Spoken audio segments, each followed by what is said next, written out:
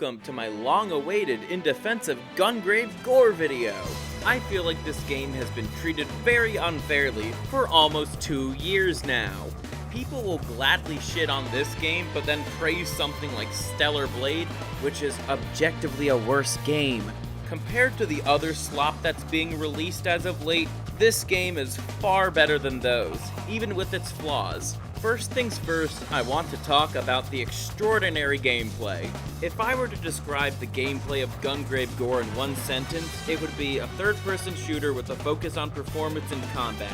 So what that means is you gotta keep your HP high, shoot everything in sight, and don't stop shooting, do some execution moves, and make sure you're speedy about things too. If you're trying to get an S rank on a stage, it's pretty challenging to do so. I wish more character action games would do that. If someone were to start playing Gungrave G.O.R.E right now and their only experience with action games is something like Dark Souls, they're gonna get bored because they're playing the game wrong. The world of action games is huge, but I think the genre that could be best compared with this game are bullet hells. If you play this game like a bullet hell shmup, you're gonna have a good time, I can promise you that. You're supposed to be shooting everything in sight and advancing forward while doing so. Yes, Grave has a melee attack, but that's supposed to be extremely situational. Throughout this video, I'm also going to be offering some tips of advice on how to play this game better, so stay tuned. But for right now, I do want to talk about one of my favorite aspects of this game. The fact that I'm allowed to play very aggressively for the most part because Grave has a regenerating shield that can recover pretty quickly, or from getting an execution kill, called an art kill in this game. While your shield meter is up, you are basically a fucking tank. You're able to withstand most attacks and not flinch from them. However, certain attacks like some projectiles and explosives will do a lot more damage compared to the basic scratches of the other enemies. Speaking of explosives, let's talk about the enemies that fire rockets. If you're coming from a Dark Souls type background, the first thing that you're gonna try and do when an enemy fires a rocket at you is to parry it. While that's fine to do, and sometimes necessary in certain situations, there's something far better that you could do instead of parrying like a lame-o. Most rockets don't home in on you, so you could actually just walk out of it and keep on shooting. If you catch a glimpse of a rocket at the last moment, you could always roll out of the way, and you could still keep on shooting as well. As I said earlier in this section, the goal of this game is that you want to get as many beats as you can while staying alive and looking cool while doing so. Something else that I really like about this game is the demolition shot mechanic. It's basically this game's version of Witch Time or Devil Trigger. Demolition shots are really handy if you're in quite the pickle. They also contribute to the art score and also heal you depending on how much the move costs. The maximum amount of points a demolition shot can cost is 3, and they tend to be some of the more powerful moves in your arsenal. But in my opinion, the best demolition shot in the game is the very first one you get, that giant missile you see every now and then in the gameplay. Then second place easily goes to the Death Ray, which you might also have seen in the gameplay. And third place goes to the flamethrower, because I just find flamethrowers to be cool, and this one is also really damn good. For the most part, the enemy variety is solid. You have the cannon fodder, the heavy hitters, and some more unique enemies that you need to maneuver around. However, there are some stinkers in there, like the ninja, the guy who shoots the homing rockets, and the grenade throwers in the Vietnam levels. However, all the bosses are really good, especially some of the later ones in the game. Before I wrap up this segment, I want to talk to you guys about the new mechanic that was added in the newest update that came out a few days ago. It's called Full Break. Basically what this mechanic is, it's a reward for keeping your beat count high, and that reward is increased firing speed up to 5 times your normal firing speed. It is quite hectic, and I love it. It's crazy, like 2 years later, they add a great new mechanic to an already great game. I'll cap off this section like this. For your first playthrough, you're not going to be very good at everything. By the end of your first playthrough, you're going to understand how versatile the combat system is, and then for your second, third, or fourth playthrough, you're gonna start to understand more and more of it. That's how deep this game's combat system is. For as simple as I made the combat out to be, there's undeniable depth in here, and I hope this combat system clicks with you like it does with me. Next up, I want to address the flaws of the game. I think it's only fair. There is undeniably jank in this game, and while most of it got patched out, some of it wasn't because it's in the stage design itself. I think the most unrealized enemy in this game, and also the most janky, has to be the rocket launcher. It's basically a turret type enemy that you can't shoot down because it has a shield. You can only destroy it by deflecting the rocket back at it, which sometimes doesn't work, and by sometimes, I mean more often than not it doesn't work. So you'll need to use a demolition shot to take it down. There's also just a few parts of the level design that aren't really coherent and don't really mesh well with the gameplay mechanics. Speaking of the level design, some of the later levels of the game are just enemy vomits with the most annoying enemies front and center.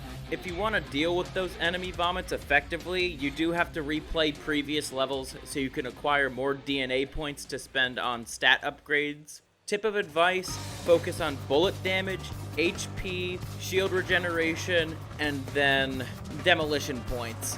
If you don't have max bullet damage, the game is going to be a lot harder, especially on the harder difficulties. I've also experienced some weird performance glitches as well.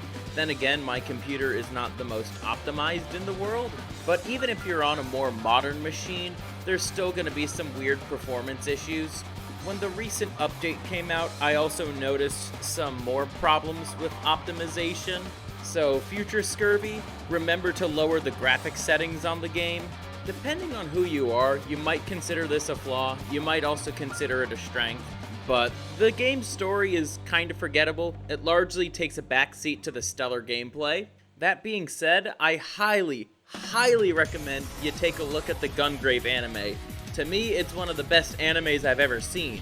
The last flaw I want to bring up here in this section is the voice acting.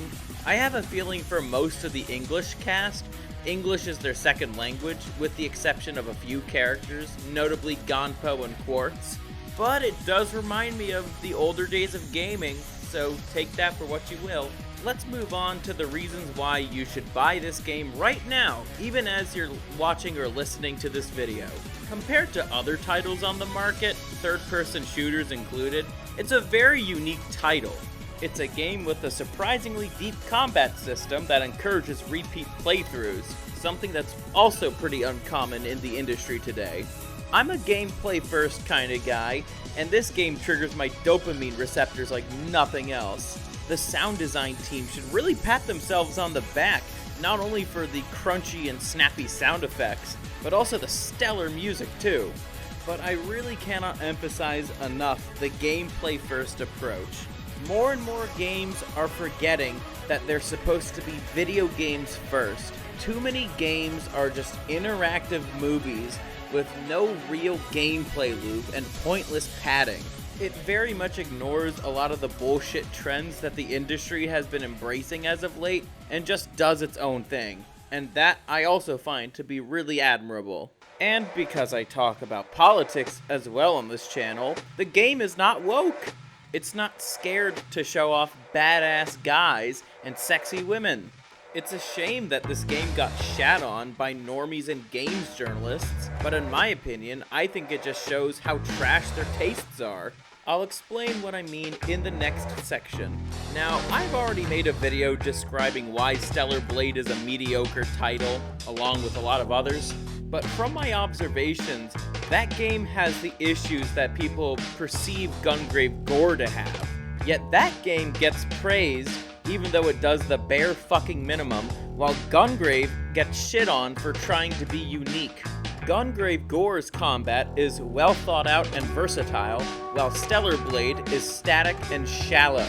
Also, people, and especially games journalists, forget that you don't need a million fucking bells and whistles to make something engaging and interesting. And for the people on my side of the culture war, tits and ass doesn't automatically make a game good. But speaking of games journalists, oh my, do I have something, and by something I mean a lot, to say about these people. Now, this could be its own video sometime in the future, but I feel like games journalists have way too much of a sway of what gets released. If you think about the types of games that games journalists give high praise to, like The Last of Us, Dragon Age the Veilguard, or Final Fantasy VII Rebirth, or Spider-Man 2, or God of War Ragnarok, you'll notice that those games tend to follow a formula where gameplay takes a backseat and it's largely focused on the story. These are the types of games that prefer to play it safe, and for some of the sequels that I just listed are actually downgrades from the prequels. That's because I believe these games were specifically made to please the game journalist types who can't even get past the tutorial level on Cuphead. The games that journalists like are not particularly difficult, and the combat systems are skin deep. The developers of video games notice stuff like this. They notice what the games journalists praise, and so they try to pump out games that the games journalists will like, just so the games journalists can give them positive review scores. I fucking hate access journalism so much. In the pursuit of video games to have more quote-unquote creative stories, and don't get me started on Sweet Baby Inc., there are no longer games being made that have interesting systems and deep mechanics to learn. I hate the incessant pandering that game developers keep on doing for these people. These are not gamers that you're trying to make games for. These are activists who are using games journalism to push a fucking narrative of leftist nonsense. Why does every game have to follow a bland fucking formula these days? I'm tired of it personally. And indie gaming is also dead. That's also going to be a future video, I think. But ultimately, what pandering to these low IQ morons does is that it creates this cycle. A dev makes a game, adds an interesting gameplay loop, the vision gets dumbed down because it has to appeal to games journalists, and the consequence of that is that the game decides to focus more on the story. The game comes out, the players don't like it, but the critics and normies eat that shit up. I firmly believe that this model of game design is unsustainable for the industry because it's not focused on what most gamers actually want. Is there a place for story-first games? Absolutely. However, I think most games should be gameplay-focused because we're playing a video game, not watching an animated movie. And yes, these issues also apply to my side of the culture war. I have this theory that Stellar Blade was going to have a much more deep combat system akin to Devil May Cry or Bayonetta.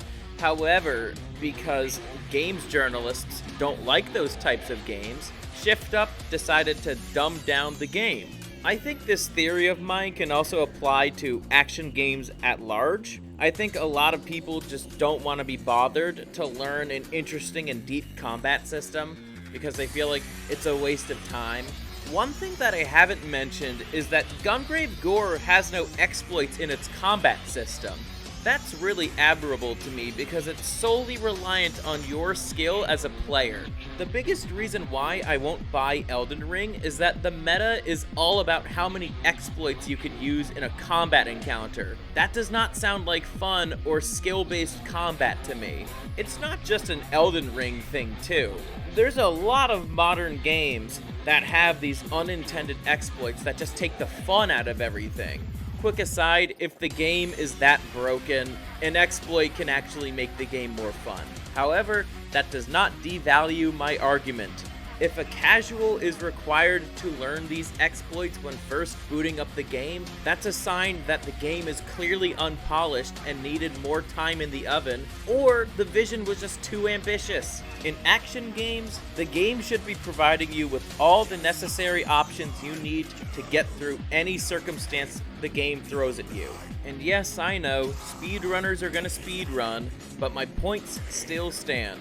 Ultimately, I want to cap off this section by saying normies and games journalists have shitty tastes in video games and have been dragging down the industry ever since us outsiders decided to let these people in. That is why we don't see too many games like Gungrave G.O.R.E that are gameplay first. Alrighty, time to wrap up this video. Gungrave G.O.R.E, although it undeniably has some jank in it, is ultimately a great time, and seriously underrated.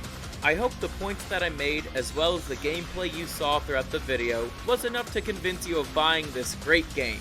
So if you're bored or annoyed at what's coming out of the industry as of late, or if you're a little tired of playing old games, I would really recommend you take a look at Gungrave G.O.R.E. With all that being said, I'll catch you guys later.